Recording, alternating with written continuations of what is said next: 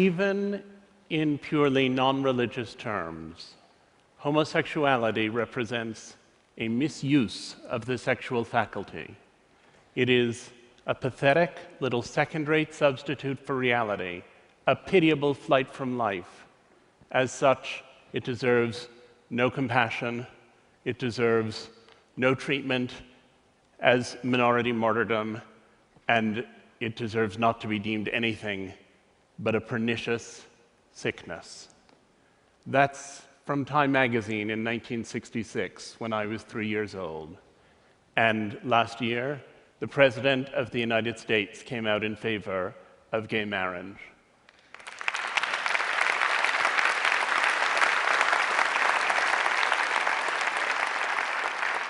And my question is, how did we get from there to here? How did an illness become an identity? When I was perhaps 6 years old, I went to a shoe store with my mother and my brother, and at the end of buying our shoes, the salesman said to us that we could each have a balloon to take home. My brother wanted a red balloon, and I wanted a pink balloon.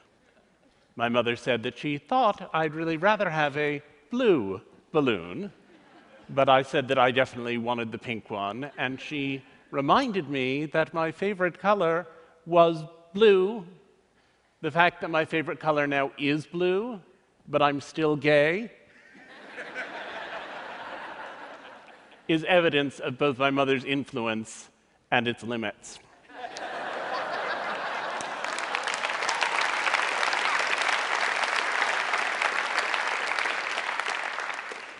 When I was little, my mother used to say, "The love you have for your children is like no other feeling in the world. And until you have children, you don't know what it's like." And when I was little, I took it as the greatest compliment in the world that she would say that about parenting my brother and me. And when I was an adolescent, I thought, but I'm gay, and so I probably can't have a family. And when she said it, it made me anxious. And after I came out of the closet, when she continued to say it, it made me furious. I said, "I'm gay, that's not the direction that I'm headed in, and I want you to stop saying that." About 20 years ago, I was asked by my editors at the New York Times Magazine to write a piece about deaf culture. And I was rather taken aback. I had thought of deafness entirely as an illness. Those poor people, they couldn't hear, they lacked hearing, and what could we do for them? And then I went out into the deaf world. I went to deaf clubs. I saw performances of deaf theater and of deaf poetry. I even went to the Miss Deaf America contest in Nashville, Tennessee, where people complained about that slurry Southern signing. And as I plunged deeper and deeper into the deaf world, I became convinced that deafness was a culture, and that the people in the deaf world who said we don't lack hearing, we have membership in a culture, were saying something that was viable. It wasn't my culture, and I didn't particularly want to rush off and join it, but I appreciated that it was a culture, and that for the people who were members of it, it felt as valuable as Latino culture, or gay culture, or Jewish culture. It felt as valid, perhaps even, as American culture. Then a friend of mine had a daughter who was a dwarf. And when her daughter was born, she suddenly found herself confronting questions that now began to seem quite resonant to me. She was facing the question of what to do with this child. Should she say, "You're just like everyone else, but a little bit shorter"? Or should she try to construct some kind of dwarf identity, get involved in the little people of America, become aware of what was happening for dwarfs? And I suddenly thought, most deaf children are born to hearing parents. Those hearing parents tend to try to cure them. Those deaf people discover community somehow in adolescence. Most gay people are born to straight parents. Those straight parents often want them to function in what they think of as the mainstream world, and those gay people have to discover identity later on. And here was this friend of mine looking at these questions of identity with her dwarf daughter, and I thought, there it is again, a family that perceives itself to be normal with a child who seems to be extraordinary. And I hatched the idea that there are really two kinds of identity. There are vertical identities which are passed down generationally from parent to child. Those are things like ethnicity, frequently nationality, language, often religion. Those are things you have in common with your parents and with your children. And while some of them can be difficult, there's no attempt to cure them. You could argue that it's harder in the United States, our current presidency notwithstanding, to be a person of color. And yet, we have nobody who is trying to ensure that the next generation of children born to African Americans and Asians come out with creamy skin and yellow hair. There are these other identities which you have to learn from a peer group, and I called them horizontal identities because the peer group is the horizontal experience. These are identities that are alien to your parents and that you have to discover when you get to see them in peers. And those identities, those horizontal identities, people have almost always tried to cure. And I wanted to look at what the process is through which people who have those identities come to a good relationship with them. And it seemed to me that there were 3 levels of acceptance that needed to take place. There's self-acceptance, there's family acceptance, and there's social acceptance. And they don't always coincide. And a lot of the time, people who have these conditions are very angry because they feel as though their parents don't love them, when what actually has happened is that their parents don't accept them. Love is something that ideally is there unconditionally throughout the relationship between a parent and a child. But acceptance is something that takes time. It always takes time. One of the dwarfs I got to know was a guy named Clinton Brown. When he was born, he was diagnosed with dystrophic dwarfism, a very disabling condition. And his parents were told that he would never walk, he would never talk, he would have no intellectual capacity, and he would probably not even recognize them. And it was suggested to them that they leave him at the hospital so that he could die there quietly. And his mother said she wasn't going to do it, and she took her son home, and even though she didn't have a lot of educational or financial advantages, she found the best doctor in the country for dealing with dystrophic dwarfism, and she got Clinton enrolled with him, and in the course of his childhood, he had 30 major surgical procedures. And he spent all this time stuck in the hospital while he was having those procedures, as a result of which he now can walk. And while he was there, they sent tutors around to help him with his schoolwork, and he worked very hard because there was nothing else to do. And he ended up achieving at a level that had never before been contemplated by any member of his family. He was the first one in his family, in fact, to go to college, where he lived on campus and drove a specially fitted car that accommodated his unusual body. And his mother told me the story of coming home one day, and he went to college nearby, and she said, "And I saw that car, which you can always recognize, in the parking lot of a bar," she said. And I thought to myself, they're 6 feet tall, he's 3 feet tall, 2 beers for them is 4 beers for him. She said, I knew I couldn't go in there and interrupt him, but I went home and I left him 8 messages on his cell phone. She said, and then I thought, if someone had said to me when he was born that my future worry would be that he'd go drinking and driving with his college buddies.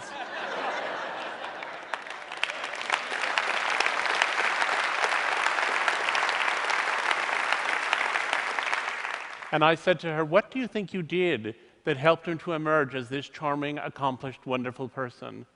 And she said, what did I do? I loved him, that's all.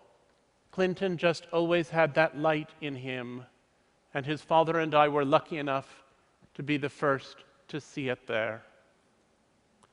I'm going to quote from another magazine of the 60s. This one is from 1968, the Atlantic Monthly, Voice of Liberal America, written by an important bioethicist. He said, there is no reason to feel guilty about putting a Down syndrome child away, whether it is put away in the sense of hidden in a sanitarium or in a more responsible, lethal sense.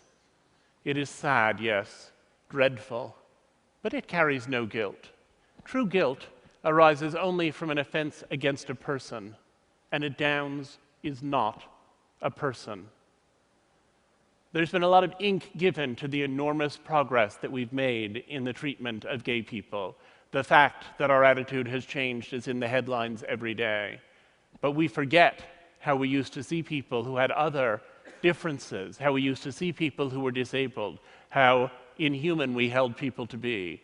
And the change that's been accomplished there, which is almost equally radical, is one that we pay not very much attention to. One of the families I interviewed, Tom and Karen Robards, were taken aback when, as young and successful New Yorkers, their first child was diagnosed with Down syndrome. They thought the educational opportunities for him were not what they should be, and so they decided they would build a little center, 2 classrooms that they started with a few other parents to educate kids with DS. And over the years, that center grew into something called the Cook Center, where there are now thousands upon thousands of children with intellectual disabilities who are being taught. In the time since that Atlantic Monthly story ran, the life expectancy for people with Down syndrome has tripled. The experience of Down syndrome people includes those who are actors, those who are writers, some who are able to live fully independently in adulthood. The Robards had a lot to do with that, and I said, do you regret it? Do you wish your child didn't have Down syndrome? Do you wish you'd never heard of it? And interestingly, his father said, well, for David, our son, I regret it, because for David, it's a difficult way to be in the world, and I'd like to give David an easier life. But I think if we lost everyone with Down syndrome, it would be a catastrophic loss. And Karen Robard said to me, I'm with Tom. For David, I would cure it in an instant to give him an easier life. But speaking for myself, well, I would never have believed 23 years ago when he was born that I could come to such a point.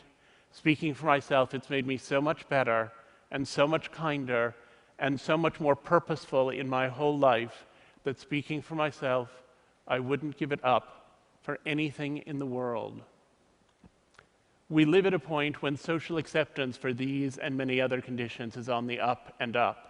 And yet we also live at the moment when our ability to eliminate those conditions has reached a height we never imagined before. Most deaf infants born in the United States now will receive cochlear implants, which are put into the brain and connected to a receiver and which allow them to acquire a facsimile of hearing and to use oral speech. A compound that has been tested in mice, BMN 111, is useful in preventing the action of the achondroplasia gene. Achondroplasia is the most common form of dwarfism, and mice who have been given that substance and who have the achondroplasia gene grow to full size. Testing in humans is around the corner. There are blood tests which are making progress that would pick up Down syndrome more clearly and earlier in pregnancies than ever before, making it easier and easier for people to eliminate those pregnancies or to terminate them. And so we have both social progress and medical progress. And I believe in both of them. I believe the social progress is fantastic and meaningful and wonderful, and I think the same thing about the medical progress. But I think it's a tragedy when one of them doesn't see the others. And when I see the way they're intersecting in conditions like the 3 I've just described, I sometimes think it's like those moments in grand opera when the hero realizes he loves the heroine at the exact moment that she lies expiring on a divan. We have to think about how we feel about cures altogether. And a lot of the time, the question of parenthood is, what do we validate in our children and what do we cure in them? Jim Sinclair, a prominent autism activist, said, when parents say, I wish my child did not have autism, what they're really saying is, I wish the child I have did not exist, and I had a different, non-autistic child instead. Read that again. This is what we hear when you mourn over our existence. This is what we hear when you pray for a cure, that your fondest wish for us is that someday we will cease to be, and strangers you can love will move in behind our faces. It's a very extreme point of view, but it points to the reality that people engage with the life they have, and they don't want to be cured, or changed, or eliminated. They want to be whoever it is that they've come to be. One of the families I interviewed for this project was the family of Dylan Klebold, who was one of the perpetrators of the Columbine massacre. It took a long time to persuade them to talk to me, and once they agreed, they were so full of their story that they couldn't stop telling it. And the first weekend I spent with them, the first of many, I recorded more than 20 hours of conversation. And on Sunday night, we were all exhausted. We were sitting in the kitchen. Sue Klebold was fixing dinner. And I said, if Dylan were here now, do you have a sense of what you'd want to ask him? And his father said, I sure do. I'd want to ask him what the hell he thought he was doing. And Sue looked at the floor, and she thought for a minute. And then she looked back up and said, I would ask him to forgive me for being his mother and never knowing what was going on inside his head. When I had dinner with her a couple of years later, one of many dinners that we had together, she said, you know, when it first happened, I used to wish that I had never married, that I had never had children. If I hadn't gone to Ohio State and crossed paths with Tom, this child wouldn't have existed and this terrible thing wouldn't have happened. But I've come to feel that I love the children I had so much that I don't want to imagine a life without them. I recognize the pain they cause to others, for which there can be no forgiveness, but the pain they cause to me, there is, she said. So while I recognize that it would have been better for the world if Dylan had never been born, I've decided that it would not have been better for me. I thought it was surprising how all of these families had all of these children with all of these problems that they mostly would have done anything to avoid, and that they had all found so much meaning in that experience of parenting. And then I thought, all of us who have children love the children we have with their flaws. If some glorious angel suddenly descended through my living room ceiling and offered to take away the children I have and give me other, better children, more polite, funnier, nicer, smarter, I would cling to the children I have and pray away that atrocious spectacle. And ultimately, I feel that in the same way that we test flame-retardant pajamas in an inferno to ensure they won't catch fire when our child reaches across the stove, so these stories of families negotiating these extreme differences reflect on the universal experience of parenting, which is always that sometimes you look at your child and you think, where did you come from? It turns out that while each of these individual differences is siloed, there are only so many families dealing with schizophrenia, there are only so many families of children who are transgender, there are only so many families of prodigies who also face similar challenges in many ways. There are only so many families in each of those categories. But if you start to think that the experience of negotiating difference within your family is what people are addressing, then you discover that it's a nearly universal phenomenon. Ironically, it turns out that it's our differences and our negotiation of difference that unite us. I decided to have children while I was working on this project, and many people were astonished and said, but how can you decide to have children in the midst of studying everything that can go wrong? And I said, I'm not studying everything that can go wrong. What I'm studying is how much love there can be, even when everything appears to be going wrong. I thought a lot about the mother of one disabled child I had seen, severely disabled child who died through caregiver neglect. And when his ashes were interred, his mother said, I pray here for forgiveness for having been twice robbed, once of the child I wanted, and once of the son I loved. And I figured it was possible then for anyone to love any child if they had the effective will to do so.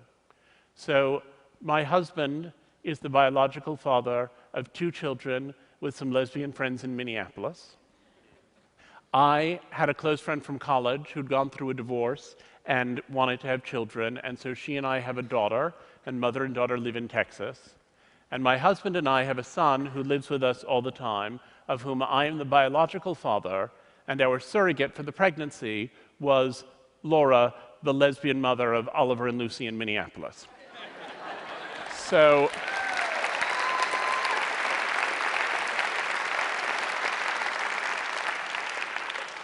the shorthand is 5 parents of 4 children in 3 states. And there are people who think that the existence of my family somehow undermines or weakens or damages their family. And there are people who think that families like mine shouldn't be allowed to exist. And I don't accept subtractive models of love, only additive ones. And I believe that in the same way that we need species diversity to ensure that the planet can go on, so we need this diversity of affection and diversity of family in order to strengthen the ecosphere of kindness. The day after our son was born, the pediatrician came into the hospital room and said she was concerned.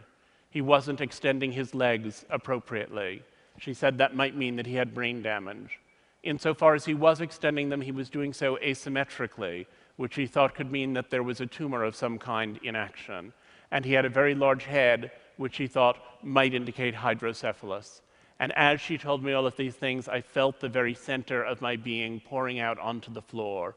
And I thought, here I had been working for years on a book about how much meaning people had found in the experience of parenting children who were disabled, and I didn't want to join their number, because what I was encountering was an idea of illness, and like all parents since the dawn of time, I wanted to protect my child from illness, and I wanted also to protect myself from illness.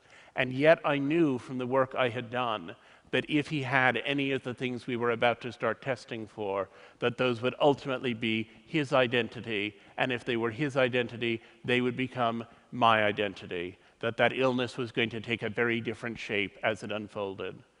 We took him to the MRI machine, we took him to the CAT scanner, we took this day-old child and gave him over for an arterial blood draw. We felt helpless, and at the end of 5 hours, they said that his brain was completely clear and that he was by then extending his legs correctly. And when I asked the pediatrician what had been going on, she said she thought in the morning he had probably had a cramp. But I thought how my mother was right. I thought, the love you have for your children is unlike any other feeling in the world. And until you have children, you don't know what it feels like. I think children had ensnared me the moment I connected fatherhood with loss. But I'm not sure I would have noticed that if I hadn't been so in the thick of this research project of mine. I had encountered so much strange love, and I fell very naturally into its bewitching patterns. And I saw how splendor can illuminate even the most abject vulnerabilities. During these 10 years, I had witnessed and learned the terrifying joy of unbearable responsibility, and I had come to see how it conquers everything else. And while I had sometimes thought the parents I was interviewing were fools, enslaving themselves to a lifetime's journey with their thankless children and trying to breed identity out of misery, I realized that day that my research had built me a plank and that I was ready to join them on their ship. Thank you.